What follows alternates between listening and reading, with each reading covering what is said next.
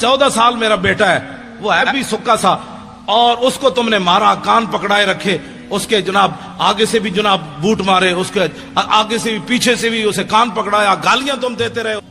میرے گھر کی ہر چیز انہوں نے الٹا دی، وہ ہماری بسترے جو تھے پڑے ہوئے پیٹیوں میں وہ بھی باہر نکال کر پھینکے، انہوں نے کہا اس میں اسلحہ رکھا ہوا ہے۔ اور بہت بڑی غلط فہمی ہے، اپنے لیے ہوتا تو ہمیں جوتا بھی کوئی نہ مارتا، ہاں یہ بات طے شدہ ہے۔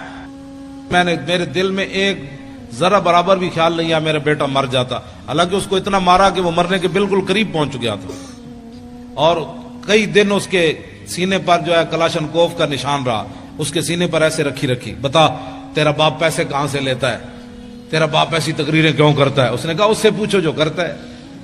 کہ پیسے کہاں سے لیتا ہے؟ اس کا اللہ دیتا ہے۔ وہ کہنے لگے ہمیں تو نہیں دیتا۔ اس نے کہا تمہارا منہ ہے۔